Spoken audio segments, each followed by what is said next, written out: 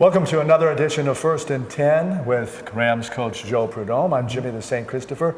Rams lost to Arizona Christian University 45-35 in the Be Relevant Classic Saturday at Farrington. Rams outgained in total yards the Firestone. They converted a high percentage of third down and fourth down. And the big bugaboo, coach, were those 6 turnovers that led to 31 points for the Firestone. How much did you feel like you were in the twilight zone after this game or during this game? It was eerie. I'll just say that. There were so many things you saw in the game that were, just weird and off the charts. And, the 6 turnovers were definitely a death knell because you can't ever hardly win a game once you have that. That's just so hard to overcome, yet we almost did.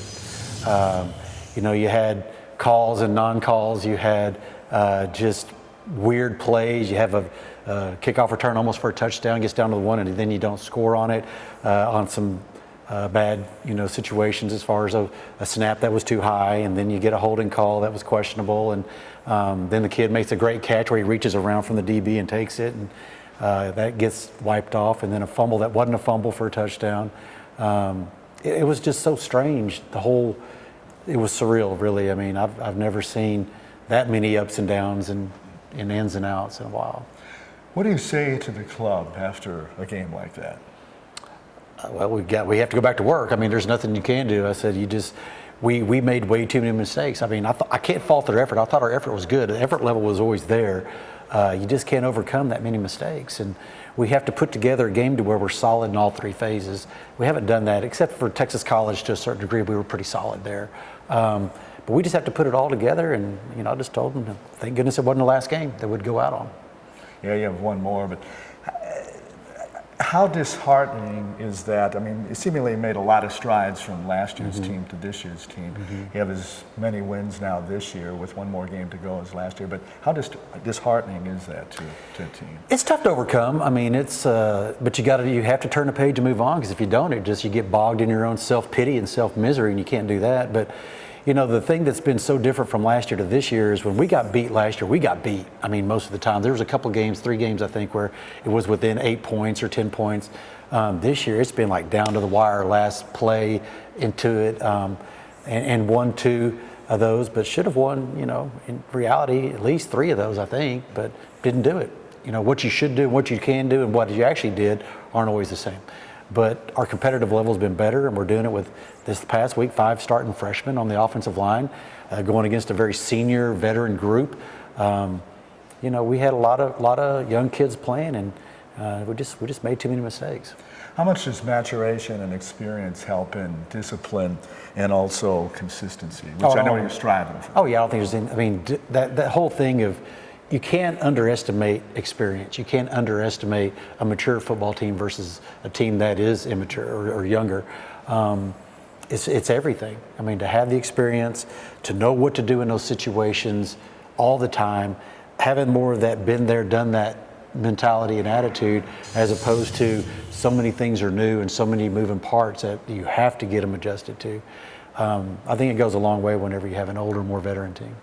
You talked about the big 96-yard return for Diamond Williams, which was a yard short of a touchdown, but he's electric for a reason. And congratulations to him, by the way. He won the Special Teams of the Week award for the sack. But yeah, that was disheartening. I mean, there's an exciting play to call, and you figured they're first and goal at the 1, and then it was just like those series of events there. He had, I think, a sack, a penalty, and then the bad snap first. The bad snap first, and then you had a sack, then you had a penalty, and then you had a sack, and it was that you won't see that very often. I mean, that's a little series of events, and then getting backed all the way up for a 45-yard field goal, then just shanking it. You won't. That to me was the turning point, because we had a chance to go in. I think within 3 at that point of them. It would have been a huge momentum grab back. But we just didn't convert it. How about Collier Ricks? He's your big play guy, quarterback. He's like 4 for 4 this year on passes. His quarterback rating is like 708, and he had the 2 big bombs to Ralph. So. Yep. I mean, Collier Ricks is just an incredible football player. I mean, and he had one call back against Lyon when he had another touchdown pass that he threw to Donovan. Collier's a special talent, and thing about him is the stage doesn't get big enough for him. I mean, or too big for him. He's a heck of a ball player. He's got a great arm, and he just does all the little intangible stuff that you want. And man, give me him on every jump ball. I mean, he's going to go up and make something happen. But man, that was a pretty crazy deal for your receiver to have 2 touchdown passes. And he and Rolf are just kids too. I mean, oh yeah, they're both sophomores. I mean, they're babies, and so you saw whenever there were times out there where there were 9 kids or even 10 at a time who were freshmen or sophomores on offense. That's crazy. Like whenever Dalton came out there and you had the 2 of the receivers are sophomores, and then everybody else freshmen, and of course the veterans were the running backs. But I mean, that bodes very well for the future. What did you see on defense that you liked Saturday? I thought the defense did a really good job overall. Yeah, we gave up too many points, but I mean, they were putting some bad spots. I mean, 3 of those turnovers came after they had just shut them down, the very first play of the next drive. I thought Mark Seiler did a lot of good things. I thought the coverage was so much better than it has been. I thought our pressure was really good. Yeah, we gave up some shots up the middle overall, but I mean, when you give up 31 points on turnovers, it's hard to fault the defense for that, but that's why this is a team sport. I mean, they got to pick it up and try to do what they can to stop them. Duckworth's comment was, and I said, the 6 turnovers were pretty brutal. He goes, well, none of them were scooping scores and none of them were pick sixes. He goes, it's our job to go out and stop them. So that's kind of the mentality that he has. And all the coordinators, they all understand that it is all integrated. The special teams have to set the field up for the offense, and they have to, bail out the defense. Sometimes the defense has to go out there and put good field position and make stops, and the offense has to maintain the ball enough in possession of it and to not put the defense in bad spots. And they all have to work together. And Saturday we didn't get that. It's hard to believe that the 2019 season is drawing to an end this weekend against 4-4 Wayland Baptist. They're 3-3 in the SAC. How do you see them? They beat Panhandle State last week, so what do you see out of Wayland? Well, in our conference, who knows? We can go back to the craziness. I mean, Lyon went and beat Ottawa this week. Right. I didn't see that one coming. I mean, I would have seen it had they had to go to Arkansas to play, but Lyon goes out to Arizona and beats them on their home turf. I think that's amazing. Langston goes over to Sagu and only wins 21-14 when they've been just really hot on everybody else. So Wayland and OPSU, yeah, they beat them, and you started the comparison, the score thing, it drive you crazy. Right. But I think Wayland's very dangerous. Parsley at quarterback, he scrambles and makes things happen. He gives his receivers a chance to make plays all the time. Their defense has got a lot of exotic looks. They're going to come at you from a lot of different directions and create a lot of bad plays.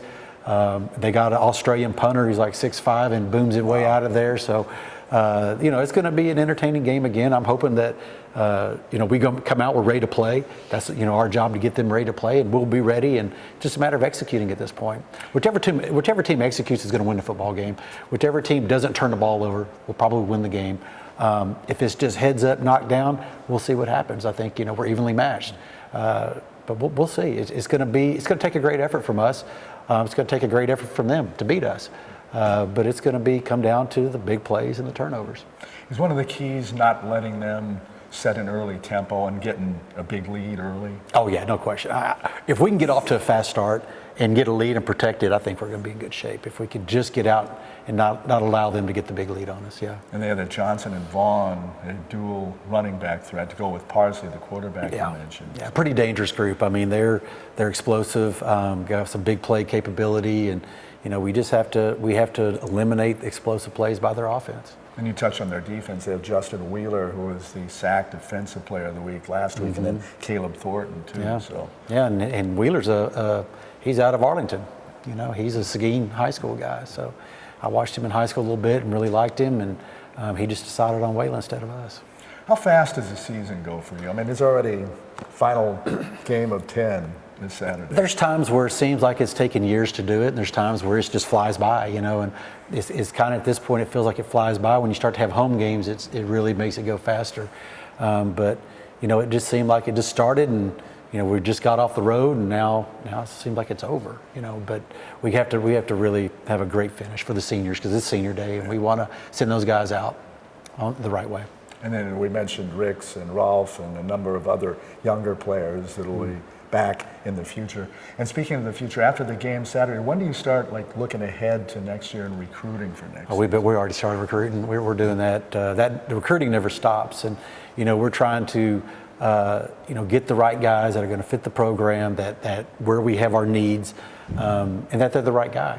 We're really focusing on guys from programs that do it the right way, that really have great work ethic in their programs. Not that all of them do or don't. It's just certain ones you have a good familiarity with, and a lot of our coaching staff do. And we want to really utilize those relationships and get those types of guys in here who know what it is to work, who knows what it is to fight, and knows what it is to win, and continue to infuse that into the program. Well, Coach, continued good recruiting and good practice this weekend. Go get Wayland Baptist on Saturday. Thank you. I appreciate it, Jimmy. It's Coach Joe Prud'homme, Jimmy the St. Christopher saying so long. We'll see you next time on First and 10.